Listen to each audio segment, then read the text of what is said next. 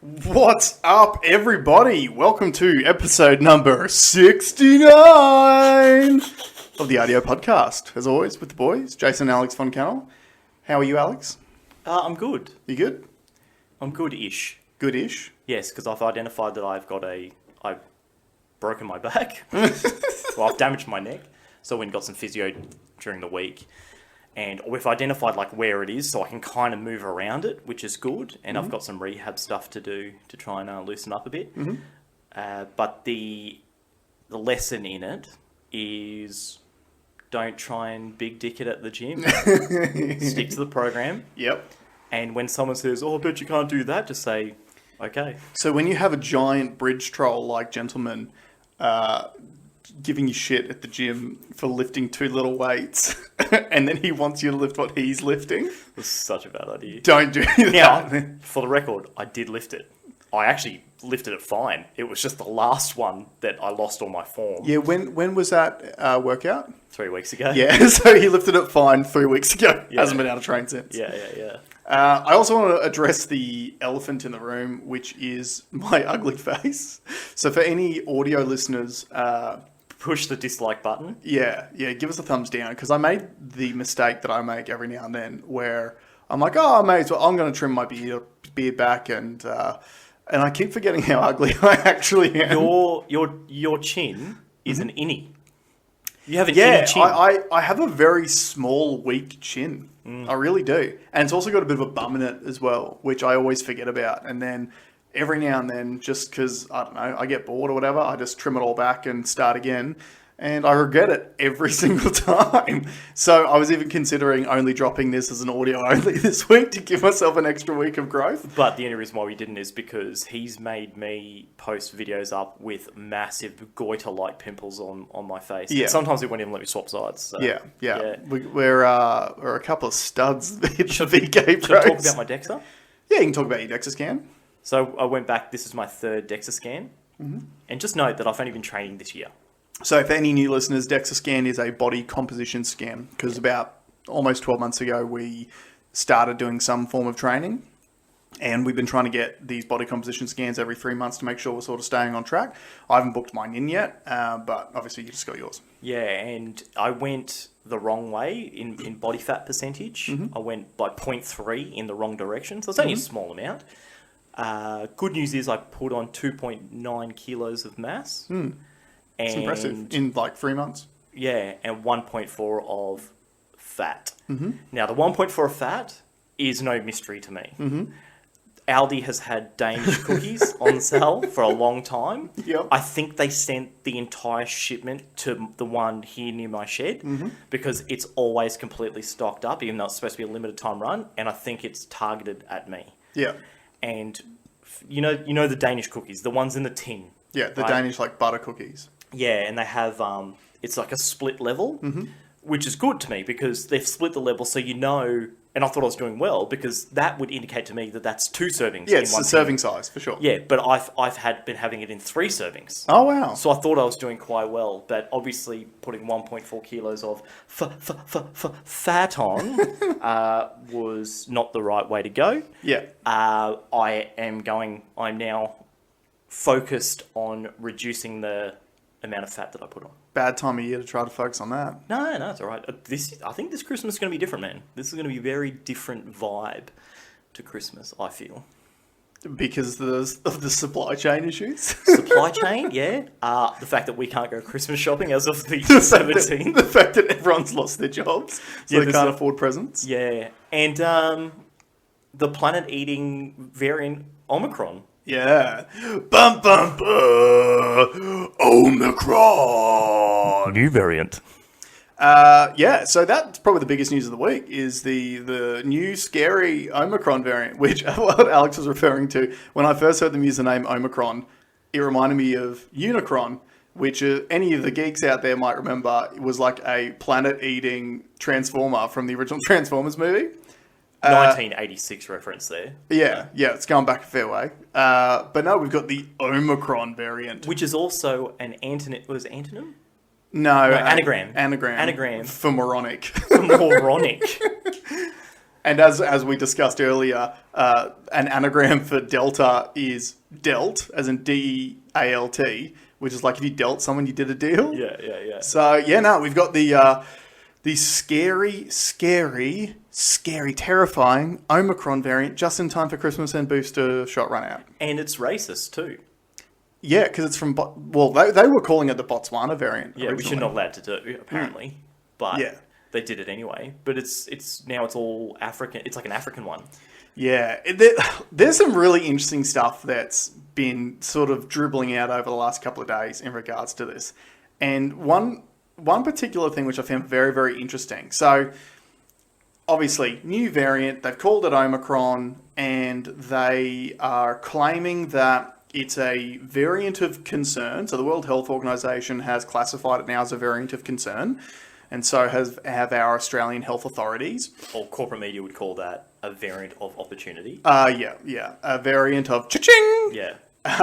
So, and what they're... Toilet paper salespeople are yeah. Look out. And what they're concerned about is apparently there's about 32 different mutations in the spike protein in this particular variant. And they're not sure as to whether or not that's a good thing or a bad thing. But obviously... mainly bad.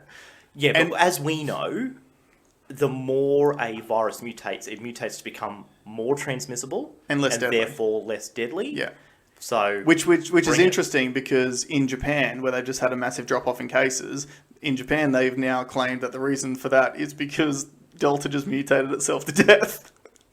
which does happen. That's what I mean. It can happen, absolutely. That's what had happened to SARS-CoV-1. Yeah. It just mutated into oblivion. Yeah, which is when we first tried to create an mRNA vaccine and it killed all the animals, so we stopped using it. Yeah. Well, we didn't even release it in the first place. And the first cases, just FYI, the first cases that were identified with Omicron were in fully vaccinated people. Yeah, now, this is interesting, because this is the story that sort of came out of the UK health authorities, which was, they're claiming they're like, so... The reason why it's scary is because of the 32 different mutations that this has got. And they're like, how is that possible? How is it possible that a new variant could have 32 new mutations? And the theory was that because it came from Africa, that it infected someone who had HIV and therefore a compromised immune system. Mm-hmm. So that when their immune system was trying to release like an antibody response, it only released a small amount of antibodies. And therefore, Omicron became resistant to the antibodies because it was exposed to them without killing it. Right. And because of it was able to replicate so much inside this HIV-compromised person, that's what has caused these 32 different mutations, which could potentially make this variant a variant that can escape immunity, both either through vaccination or through natural infection. Do you think when Fauci heard that someone with HIV has created a new variant, do you think he came? Yeah, probably, because now he would want to put the HIV vaccine that he tried to do in the early 90s, he might try to do a double jab booster, which has got HIV and Omicron variant boosters in it. But what is interesting is that, so coming out, well, it's obviously, I saw a tweet during the week and it was quite entertaining. It was very tongue-in-cheek, but it was referring to when the head of the CDC, Rachel Walensky, was being grilled in a Senate inquiry. And they were asking her, how many people in the CDC are vaccinated? And she's like, I don't have that number in front of me. And they're like, but you should know that. Like you're mandating vaccines for government workers or for businesses with over 100 employees. How many people at the CDC have been vaccinated? Oh, we're not sure about that because some people have been like working from home and they're like, okay, how many offices are empty? Like they're like trying to, they just want some data. They want some form of data. So the head of the CDC can't even tell you how many people in their organization have been vaccinated for COVID. And yet, within 2 days of Omicron being discovered in Botswana, they were able to narrow down that it came from the one person who had HIV when they were infected.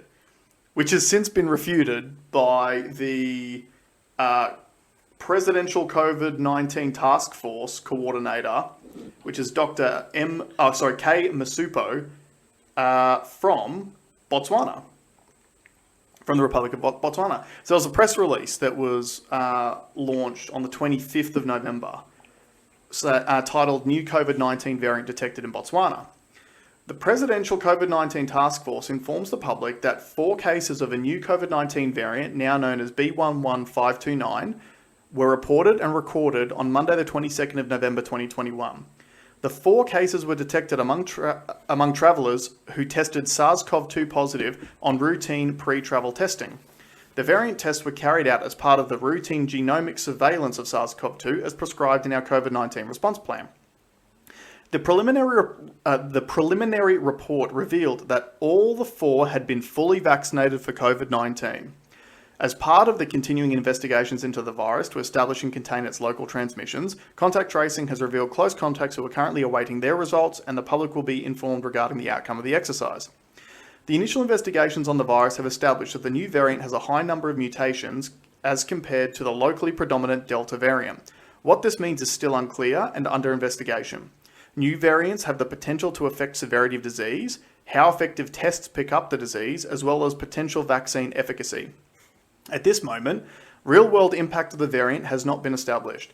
Non-pharmaceutical interventions, such as wearing masks, social distancing, and avoiding unnecessary travel, remain effective, and therefore the public is advised to continue observing these. The Presidential COVID-19 Task Force wishes to further dispel assertions made by some circulating social media reports associating these cases with HIV-positive status of the participants. Contrary to these reports, in which one newspaper claims that one case was from a HIV-positive participant, is totally false, as no HIV status of the clients was associated with these results. These media reports are unfortunate and factually flawed and should be viewed as such. The variant is still being studied and investigated, and therefore it would be premature to conclusively make these types of assertions at this time. The public is urged to take necessary precautions to protect themselves from COVID-19 as advised from time to time. Thank you, from the doctor. Now, this is quite entertaining for me because of how race has kind of painted this pandemic. Especially of late. Well, not even of late, right from the beginning. Oh, true. Because you got to think, the first story that we received from the pandemic Bat soup. was bat soup. Oh, Chinese people, wet markets, they're disgusting, they eat bats. That's where this virus came from. Kung flu. The Kung flu. That was the first story you heard, and that was extremely racist to throw out there, and it got a lot of traction, and now we're starting to find out that that is completely untrue, and that it is 99% likely that this thing was leaked from a lab, not on purpose, by accident. Can we come back to the they've done some more research on where the bat came from? Yeah, we can come back to that. Yeah, we'll come back. Yeah, but yeah, so now when you look at the assertions made within 48 hours was that because this new variant's from Africa and it's got 32 mutations, it must have come from someone with AIDS. Yeah, dude. Like, come on! They're not even trying.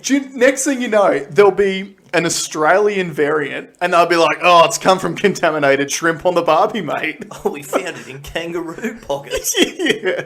Yeah, someone up near Bob Catter's area got torn apart by a crocodile, and the crocodile gave him the new G'day variant. Like, fuck me.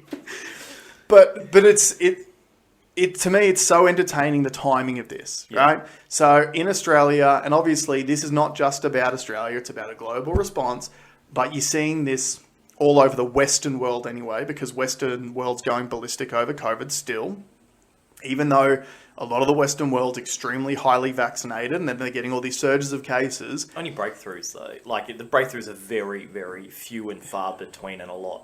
Yeah. Just over and over again. That's right. Many times. Yeah. It's almost like the vaccine doesn't do anything. Yeah. It's as if maybe, as sort of stated at the beginning of the Delta outbreak, that certain virologists came out and were saying things such as, viruses typically mutate to become more transmissible and less deadly, that perhaps Delta was a far more transmissible but far less pathogenic version of the virus, and that therefore the vaccine rollouts had nothing to do with the lowering in case mortality rate. It's just got everything to do with the fact that the virus itself is less deadly. Just like when you see a correlation, the only correlation you see globally for cases and deaths is temperature. Yeah. Is seasonal. Yeah.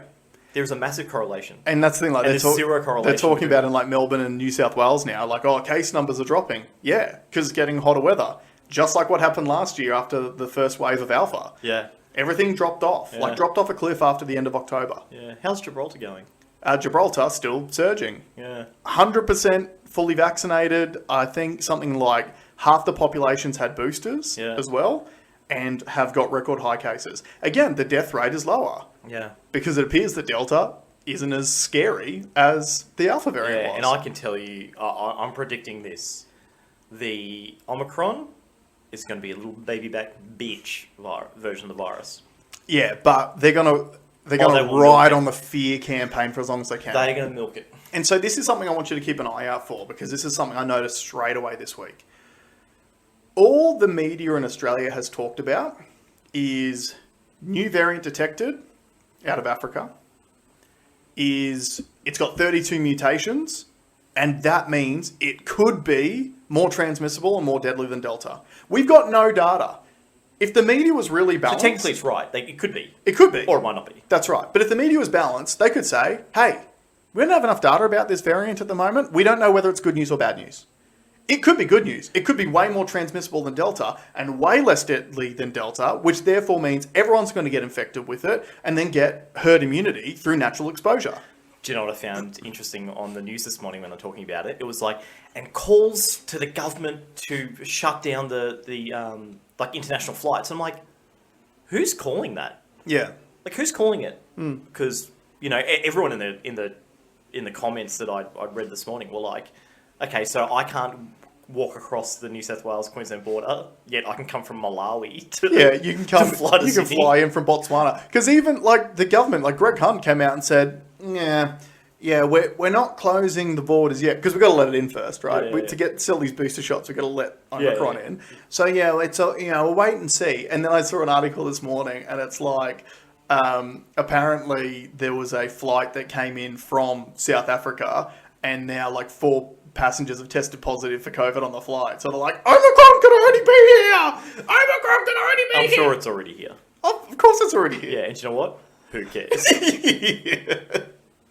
I think, looking at the size, and I'm sure we will talk about protests, but looking at the size of these protests just growing and growing and growing, I think everyone's seeing it now. It is bullshit. It is not. It's got nothing to do with safety. 100%. And just think about this. Remember the messaging that we were getting through the media, even 6 months ago, but probably more so a year ago.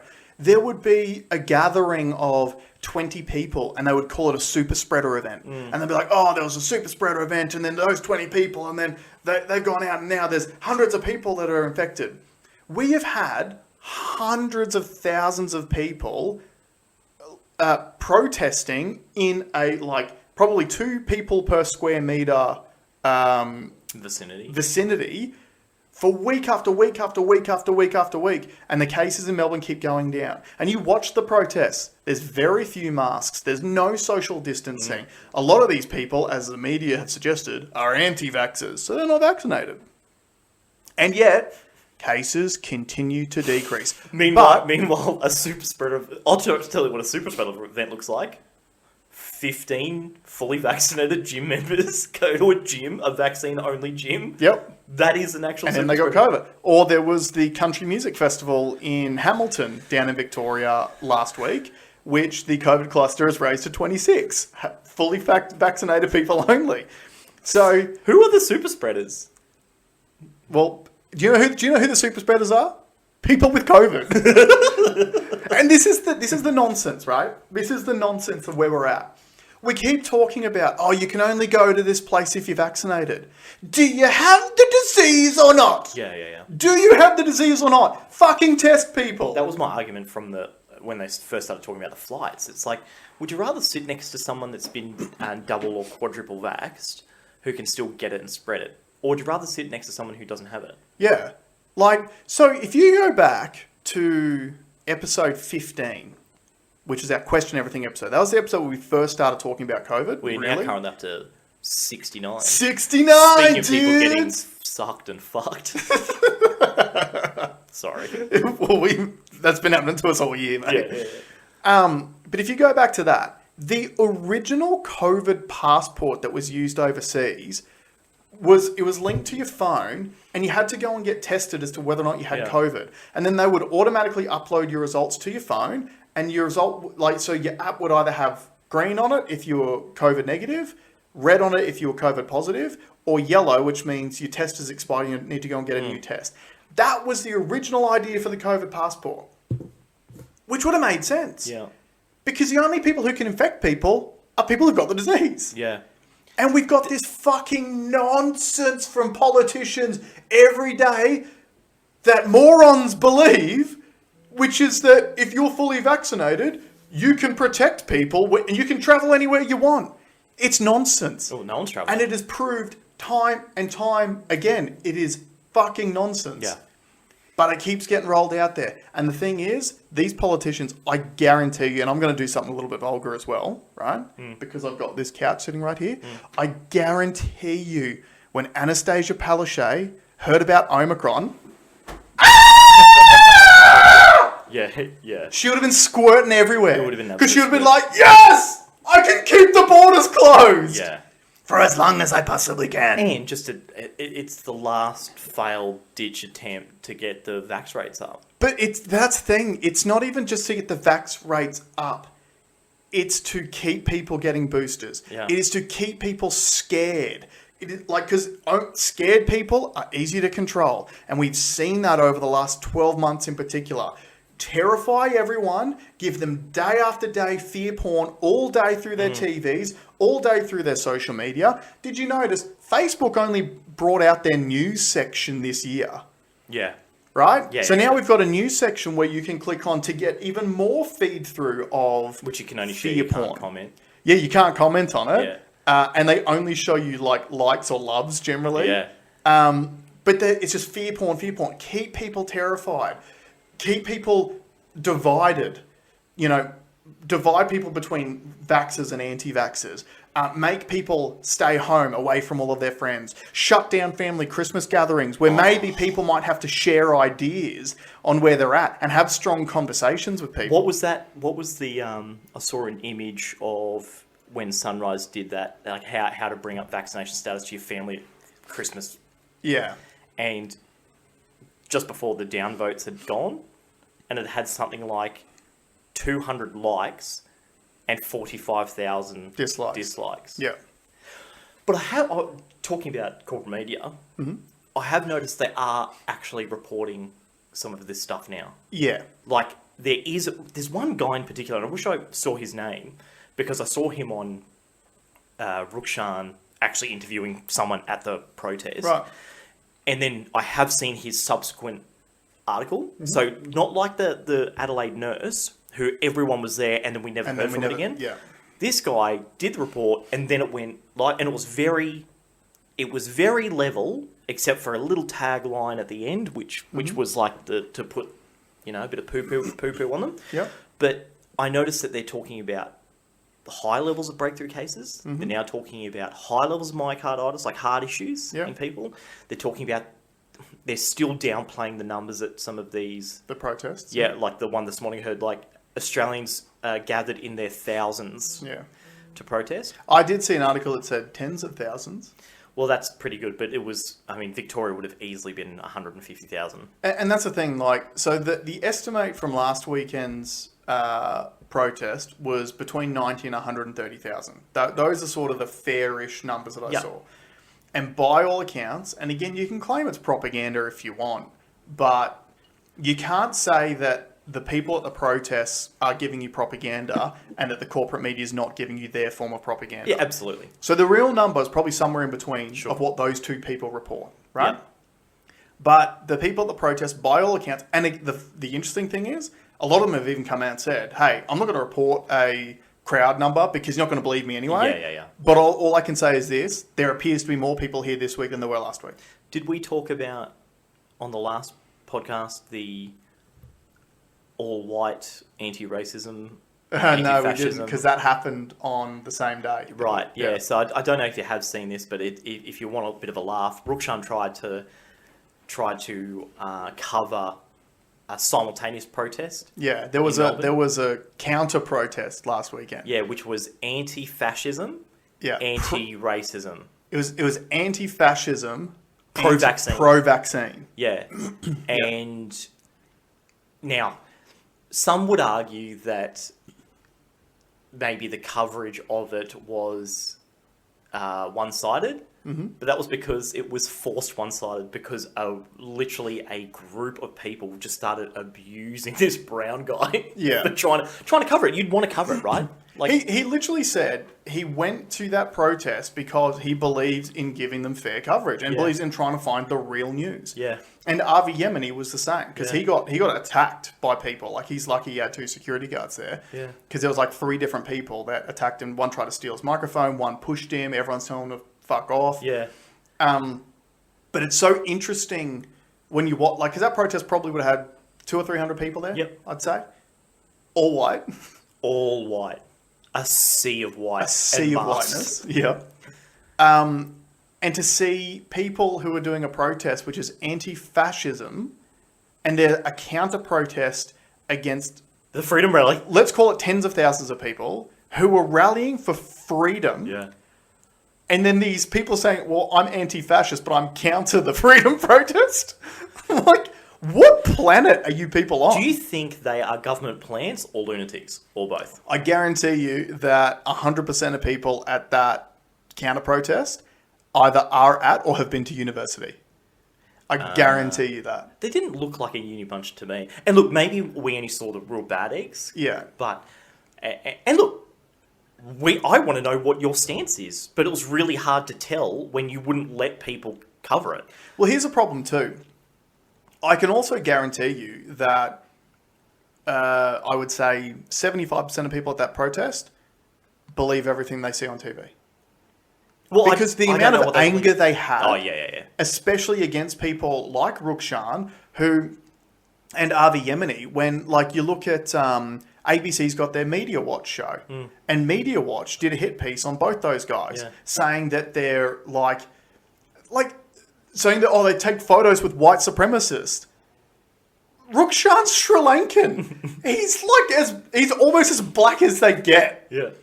And he took a photo with someone, and they're like, oh, that guy's a far-right white supremacist. Well, why is he taking a photo with a Sri Lankan?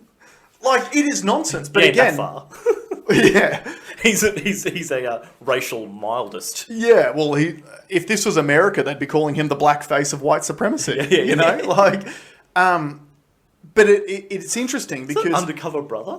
No, No, it's the start of Bad Boys? Bad Boys 2, where they go undercover in the KKK? Black guys in the KKK? Anyway. I can't remember. Carry on. White chicks, if you just want to throw out movies about being a different race. But the thing is, like it is clear as day that there is media control in this country. Now we've seen where a lot of it came from because that $41 million tax discount that these media companies have just been given. As I said last week, I feel like now that that's been announced, the government can't take it back. Therefore, now the news is like, okay, maybe we can start reporting on some of this stuff that we've been hiding for months on end. See, I think it's a survival thing. I think it's, okay, they know that the tides are turning in the public because they can see their numbers going so low. Yeah. Just on that, I've noticed Channel 10, their clips on YouTube have 10 times less views than a Channel 7 or Channel 9 equivalent. Yeah, because who watches Channel 10? But like news articles have been up for 24 hours with 200 views. Yeah. Well, like we talked about, did we talk about the project on the show before? I think we did. So, I can't remember if we did or we didn't, but really briefly, the project looks like it's about to get cancelled, which it should. Yeah, it sucks. And it's far left-wing propaganda.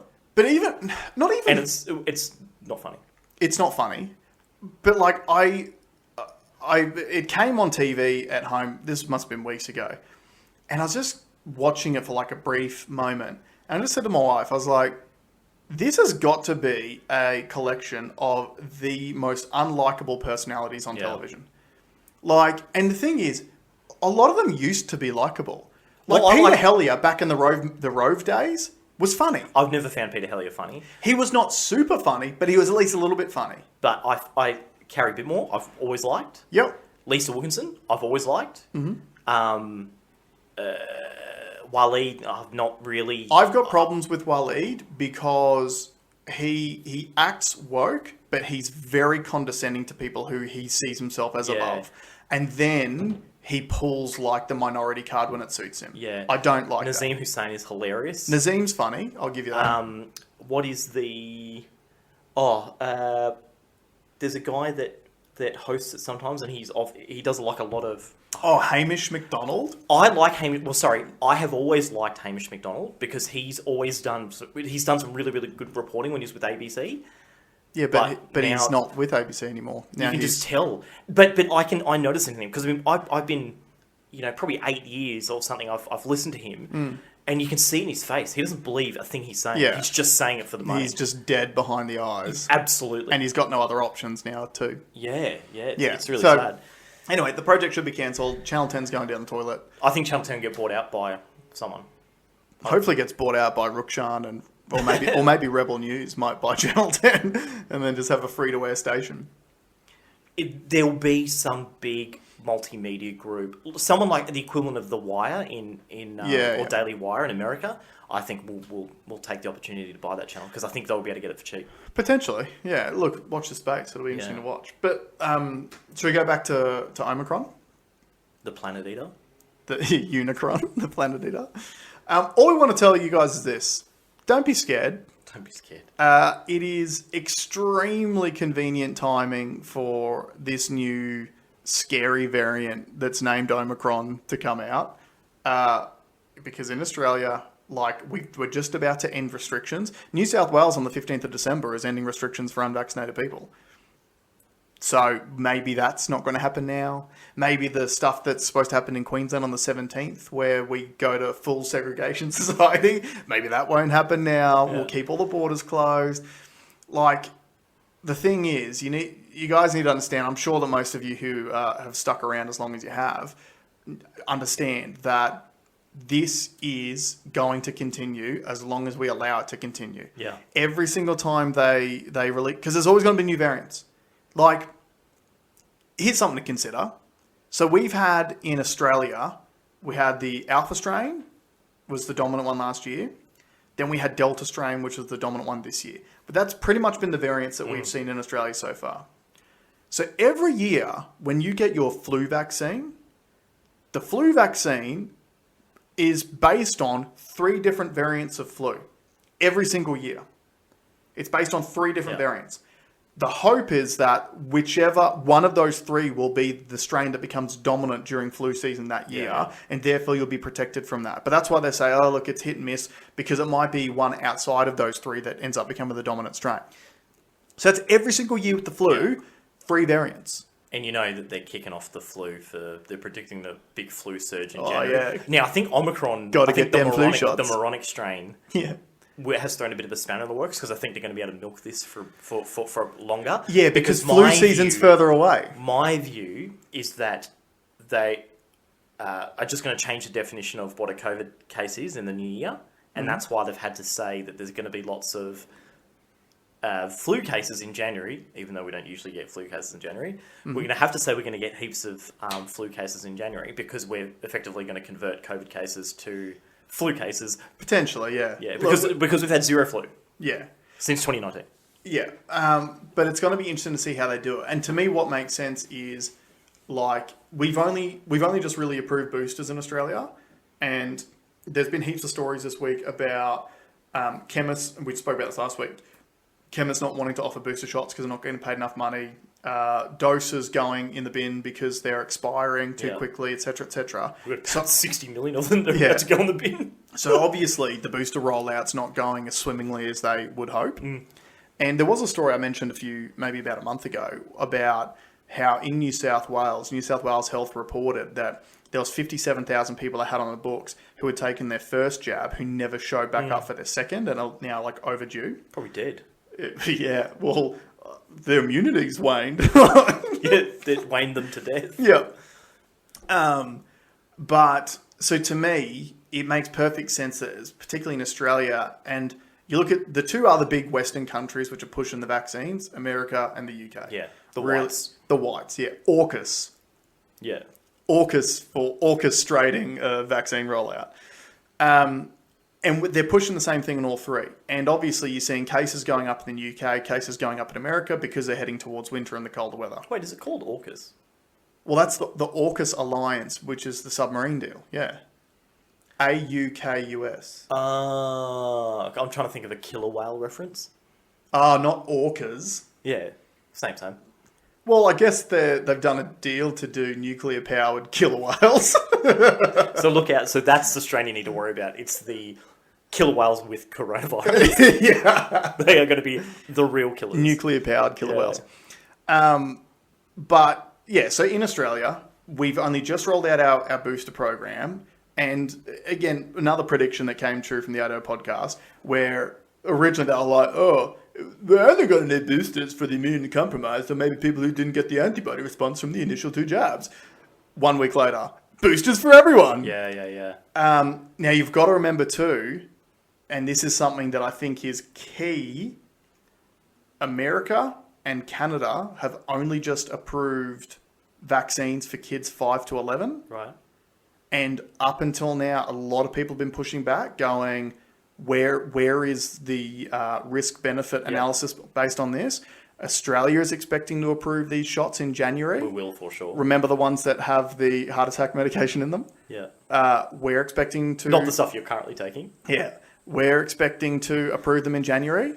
So when Australia probably has had a lot of pushback going, I don't see the point in giving this to my children, insert scary new variant. Omicron variant. It eats children for breakfast. The moronic variant. That's right. So it's a scare campaign to get people to take these boosters. And the thing is, when you look at it from a sales perspective, you want to get the boosters in now, because if you get the boosters in now, what happens in 6 months? Boosters again. We go into winter. Oh, respiratory viruses seem to spread more in winter. You need another booster now coming into flu season. And there's already talk overseas about Pfizer creating a dual vaccine of COVID and flu vaccine in the one shot. But that's handy for us, because that means it's 2 shots we're not going to get wrapped up in one. Yeah. Yeah. But I don't know. The other thing too is get the boosters in now before they realise it doesn't work. Well, haven't we realised that yet? What's happened? Yeah. Like there's people that have 2 syringe on their Twitter profiles. Yeah, I know. Twats. Yeah. Fucking twats. But this something else I want to bring up. How's your international travel going? Yeah. How's your interstate travel going? I said something. How's your myocarditis? I hope you're right. Yeah, we do hope you're okay. Yeah. Just stop it. Yeah. I said something earlier on this year when we were first sort of able to start speaking about the subject on YouTube, which is this. Never in history have we been able to create bulletproof vaccines for respiratory viruses. Why is that, Jason? Well, it's because respiratory viruses, there's 2 key problems with them. Number 1 is they mutate extremely quickly. So therefore, your virus protection is usually redundant within a few months, weeks, whatever, because the virus is already mutated around it. That's number 1.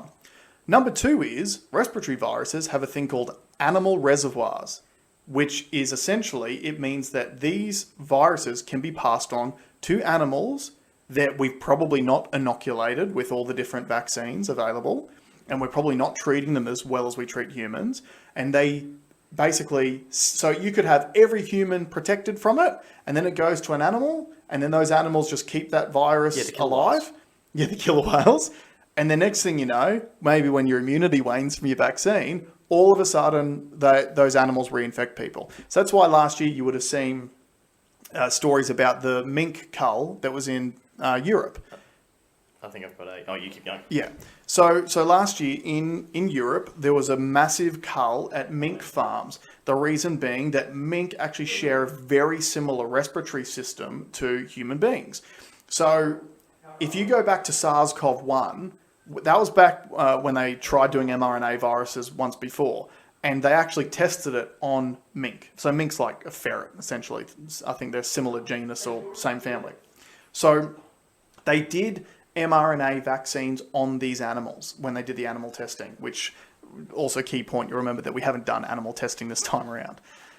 Or I guess we have on killer on human animals. And what happened was, so back in SARS-CoV-1, they injected all these animals. They had really good antibody responses, which is exactly what you want to see. And it's exactly what we're seeing when people get vaccinated with these new vaccines.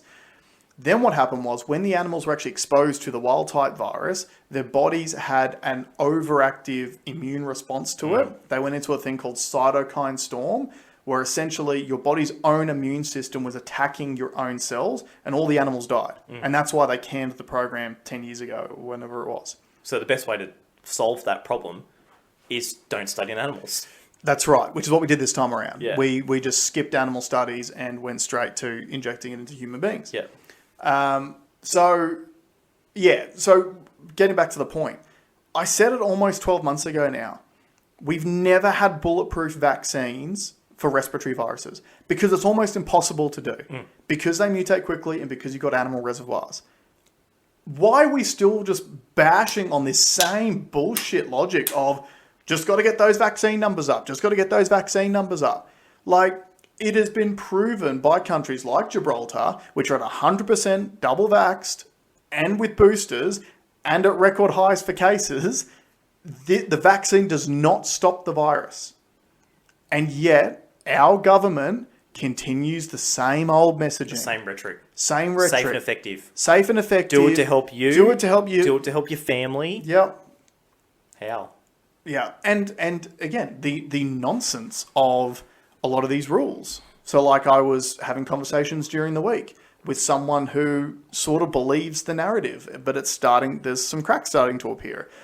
And one of the things I said was like, you take Queensland, for example. And in Queensland, at the moment, me and all my unvaxxed buddies can go to any cafe we want, any bar we want, can go out clubbing, can sweat all over people. Like, we can do whatever we like. And then on the 17th of December or earlier, if we reach our target sooner, Which it looks like we are. which is 80% double dosed, all of a sudden on that day, me and all my unvaccinated buddies become a danger to everyone. Yeah. It is nonsense. That is not based on science. That is based on punishing people who don't comply. Yeah. That is all it comes down to. So we are punishing people who don't comply. We have governments run by politicians who are drunk on power. Yeah. And I've seen stuff like this happen in a much smaller capacity in workplaces I've worked before. There is a real big problem when you're in a position that everyone just says yes to you all the time. Yeah, absolutely. Because you believe that you're right all the time and everything that you say is correct. And when that happens for a long period of time, you lose touch with reality. Yeah. Completely lose touch with reality.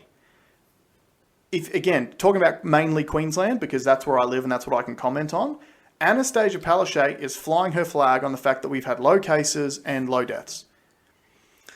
We've also had low mental health. We've had people locked out of the state for months and months on end. Like this is probably a good example, like you're saying, of corporate media actually running real stories. There's a story I listened to on corporate media about someone who has been having to pay rent up here like $350 a week, plus $15,000 so far they've spent on accommodation in New South Wales. They're just over the border. Yeah. Because they're not allowed in. And then you go then you see stories about how these, 3 unvaccinated Victorians have tested positive for COVID in hotel quarantine in Queensland. And it's like, how'd they get in? Yeah. Like, they're 3 unvaccinated Victorians who've got the disease. Aren't we supposed to do PCR tests before you enter the state? For a start. That's number one. But number two, why are you letting Victorians in when you're not even letting Queenslanders come home? It is just, there is no logic in any of it. No. And I don't know, I wonder if it's because of the structure of the government where so many people have a different brief that they look after and it's very hard to get them all to mesh.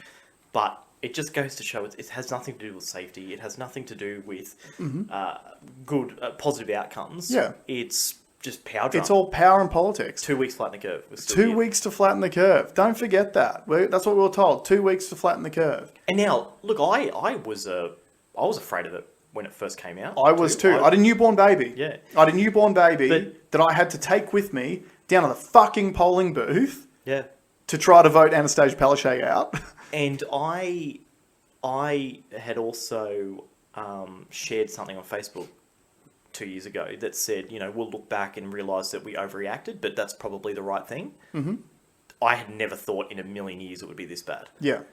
If you would have asked me 2 years ago that this is where we'd be now, I would have called you a liar. Yeah, we're literally living in a country where we are starting to promote segregation. And I'm not just talking about vaccinated or unvaccinated. So in Parliament this week, they were talking about ScoMo's religious discrimination bill. So our Prime Minister is literally trying to bring in a bill which protects religious people for speaking based on their faith. So in other words, what is this going to allow? This will allow things like Catholic schools to kick out gay students or to not employ gay teachers. Yeah. And there's been calls for protections to be added for things like gay students. And ScoMo's gone, oh yeah, look, we just got to get this bill passed and then we can talk about that in like 2023. Yeah. Like just fobbing it off down the road. So he won't have to deal with it? Well, yeah. There's no way he's getting voted back in. Who knows? There's no way. It depends if the corporate media does its job. And the corporate media, owned by Murdoch, always has been buddy-buddy with ScoMo. I'm sure Murdoch's enjoying... He's probably getting the lion's share of that $41 million. Yeah. So why wouldn't he try to get him voted back in? And why wouldn't he be putting out the media spin to try to fix all of ScoMo's issues? They'll tip him out and put someone else in. Probably. That's probably likely. Yeah. It's funny, because I've only been engaged in politics since the pandemic began, because all of a sudden politics has started controlling my life, and I don't like that. So now I've become engaged. And one of the phrases I heard people speaking about years ago was they'd call him Scotty from marketing. Scotty from marketing. You used to hear it all the time, and you hear it even now. And now, I see why all of a sudden they talk about that, because that's literally all he does is marketing. And it's, how can I spin this thing to suit myself? How can I spin something out like I've done a bad thing? All right, well, how can I spin it so that Albanese looks even worse than I do? What dirt can I bring up? It's literally just marketing. But all the pollies are doing it at the same time. You've got Dan Andrews accusing Scott Morrison of using doublespeak to extremists. Yeah. At the same time, Dan Andrews using doublespeak every day. How's the Christine Keneally, her rant? Yeah. So she was going buck wild about how we need to have these pandemic powers in, and how these protesters are full of extremists, and they've had gallows down there, and it's the most un-Australian thing ever. And then didn't even vote. Yeah, she didn't against vote. the bill that that's that right. Pauline So brought up. what Alex is referring to, Pauline Hanson and the One Nation Party, they put a bill forth to Parliament this week. Was this week or last week? This week. And it was essentially it was an anti-discrimination bill to stop vaccine mandates right now and to stop people from being discriminated against based on their vaccine status. And Christine, there was a lot of speeches. Jackie Lambie is the one that got all the press this week for going on her fucking huge rant. Yeah. Biggest backflip in political history from what I've seen with Jackie Lambie. But something that got a little bit of press but nowhere near enough was, like you said, Christine Keneally also got up and just went off belting anti-vaxxers, saying that we need these laws to be able to protect people. Rant. And then she didn't even vote. She didn't even vote against the proposal. Show pony. Yeah. There was 25 different MPs that didn't vote at all. Yeah. Either way. So one of the things that Pauline Hanson said afterwards is she goes, hey, constituents, you don't even know your elected officials' position on this. Yeah. Because they didn't even offer a vote. They're playing both sides. Yeah. Because they know that the wheels are falling off. Yeah. So, again, let's go back to the good old days back in 2019 when no one trusted a politician as far as they could fucking throw them. And we start actually thinking for ourselves and instead of letting these clowns do all the thinking for us. Are we done with the Rona? Yeah, I'm done with Omicron variant. We've got to be a little bit quick because I've got someone coming. Cool. I want to give a quick update on the Evergrande. Yes, please. Stuff in China. So the big, effectively the world's largest real estate company in China. It's got massive issues, has way too much debt, can't come up with the interest payments. Mm-hmm. But so on Monday, their payments are due. And right at the last bit, they've always been able to come up with at least the interest payment. There's been questions as to where the money's coming from, right? Yeah, and it is believed that it's probably the government. The Chinese government. Yeah. Now, in Chinese law, I actually don't know if it's written in law or this is just something they do. If you are a rich CEO and your company goes bad, they'll come to you and say, you pay. Yep. As the individual.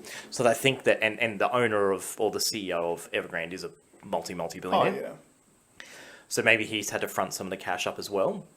The number 2 real estate company in China, and I don't know the company's name, has been waiting at the very last minute and picking up stocks and contracts at like cents on the dollar. Right. Cents. So I think they're gonna go really, really strong. As long as this is not as long as it's an isolated issue with the running of that company, if it's a proper problem, like a proper supply and demand problem in China, then that's a bad thing. Yep. But I don't know how long this can stay up. Like I'll keep an eye on it and I keep reporting back on it, but it's not looking good because obviously, I think these payments we're talking. It's like hundreds of millions of dollars $500 million in interest, right? That need to come up on Monday. Every Monday, where's my 500 million? Where's my 500 million? What's interesting about this for me is how there appears to be a negative reaction to the Chinese government potentially footing this bill for them. And then you look at what we do in Australia. We bail out massive companies whenever they go into trouble. It's the same thing. Global financial crisis. The taxpayers bailed out the banks. No one went to jail. Yeah. None of these big CEOs had to give all their money back. Yeah. No one went to jail. The Australian taxpayer bailed them out. Yeah. But now because it's China doing it, all of a sudden it's like, it's like they're doing the wrong thing. Manipulation and yeah. It's very rich. It's very rich. And look, Western countries, America did the same thing with their bankers. Yeah. You know, like that, the taxpayer bailed them out. Yeah, it's interesting. And my gut tells me it'll never fall over because the Chinese government will just keep paying. But you never know. I think they could potentially get to a point where they want to make an example of someone that ineptly runs a company. You might be... Look, put it this way. I think if politically things weren't in such turmoil, like globally at the moment, I think China would. But since China seems to be in everyone's bad books at the moment, I don't think they want to bring any more negative attention to the country. Yet they'll just make a tennis star disappear? Yeah, but there's a big difference between one tennis star who accused a government official of rape disappearing and the largest building company in that country, which if it falls over could have wide-ranging global financial effects. So it's like China becomes guilty of releasing the Wuhan flu, which causes a massive pandemic, killing people and costing the global economy trillions of dollars. And then, 2 years later, their largest building company tanks, costing the global economy potentially trillions of dollars. Did you see the little bit of breaking news that it appears that some Chinese government agencies had bought 5 times the amount of PCR tests that they usually buy back in 2019? Early 2019? Yeah, that's old news, son. It's old news. But we haven't spoken about that here. No, I don't think we have. Because everyone thinks it was November, December, right? Yeah. That the first cases? Yeah, well, it's kind of looking like maybe they knew. It was like March 2019. Yeah. The Chinese government ordered like hundreds of thousands of PCR tests. Yeah, hundreds of thousands more PCR tests than I'd usually order. Yeah. But anyway, so I wanted to touch on that really quickly. Mm-hmm. And I also want to just quickly touch on, I've been playing Battlefield. Mm-hmm. Probably should have started with this, but I bought Battlefield 2042. Mm-hmm. And it's a buggy piece of shit. Right? Now, the reason why I want to bring it up is because we've just had this happen with Cyberpunk. Yeah. And I had thought that Battlefield would be better because it's made by a real company. Like DICE has made all the Battlefield franchises. They're very good. Yep. They've made a very good product in the past. But this thing is grossly buggy. And I'm talking stuff like unplayable stuff. Like this is since the patch. I've had things where you just can't spawn. So you load into the game, but you're pushing deploy, and your character just never deploys. Yeah, man. I can chat to the people, I can change some of the guns around, and just can't deploy. I've had things where I'll jump out of a vehicle, and now you have no Z-axis movement. So you've only got horizontal movement. You have no... Yeah, okay. And one of the lead directors has quit amidst this. And I wonder if it's... I have a couple of ideas running through my mind. Is it because these things are nearly $500 million now to make? They're huge, huge ventures. Bigger than any movie. Bigger than... some of the biggest things you're putting together. Yeah. Are they too big now that we haven't navigated that space properly yet? We don't know how to do it properly yet because maybe we're too big for our boots? Is it pressure on stakeholders wanting a return quicker and forcing the move a lot quicker? Or is it incompetence? Well, I think it's a mixture of all the above. Video games in history have been littered with stories about the amount of pressure on developers to get games out by release dates. The developers get jammed, and I feel so bad for them because everyone blames the developers. The developers are the one who have done all the work up to this point. They've got to do all the work, all the fixes. Yeah. They're the ones that get absolutely ground to a pulp. Yeah. And yet, there's other stakeholders that make far more money out of them. I would argue that it's a case of the massive rise in commercialization of the sector. Because back in the good old days, back in the 90s when I first started getting into gaming, it was a very niche thing back then. Unless you were in Japan and you were into Nintendo. Yeah. But it was very niche. And there used to be games delayed all the time. But gamers got it. Gamers I wish it was released on time, but yeah, I'll wait another 3 months to make sure it's right. Because there wasn't that much money on the table that you were losing by doing that. Whereas now, you look at, the gaming industry is a multi-billion-dollar industry every single year.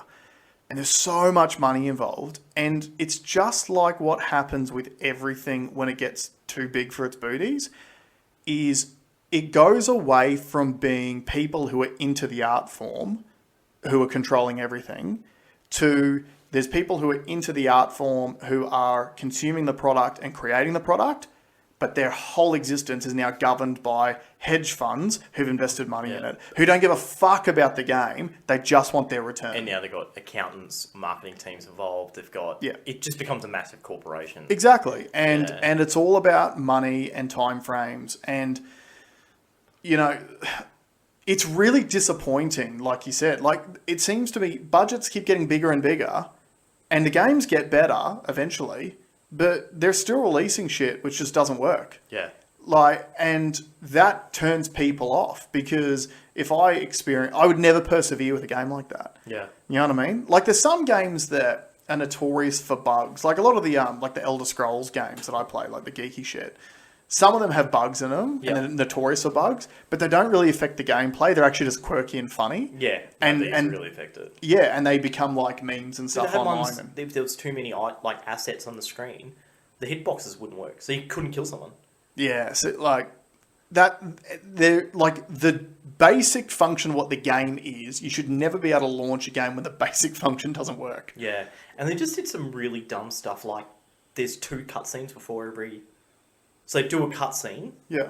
And then, so it gives you a bit of a story. And I like the first part because it gives you an idea of the map. If you've never been around the map, it does a really quick fly through, and it's giving you all the situation. And then, all right, you choose your character and you think you're going in. And then it goes to another cutscene which doesn't tell you anything. And you're why? Why 2? Yeah, and it's the only art form that allows this behaviour. Imagine if you were buying a new novel, J.K. Rowling brings out a new Harry Potter, which is completely anti-trans. And, everyone lines up because everyone used to line up for the Harry Potter books. People order them months in advance. And then the release day comes out. And then they sit down as their family and they're reading through it. And they get 15 pages in and there's a couple of blank pages. And then you skip through and the next chapter starts. Yeah. People would never cop that. Yeah. Or if a movie came out and there was just one section where it was all out, it was people wouldn't cop that. But for some reason, gamers are expected to cop it. Because you can live update them. Because they can release something. The beauty of the internet is you can release something and keep fixing it whilst people are paying it. Yeah, but you're still... I'm not saying it's right. I'm saying you're that's still the difference. pissing off your entire fan base at the same time. Yeah. It's kind of like releasing, vehicles that don't work. And you just go, oh, it's fine. It's got a warranty. Just bring it back when it stuffs up and I'll fix it. We'll put the wheels on it at the first service. Yeah. Let's wrap this up. I'm going to go. Yeah, cool.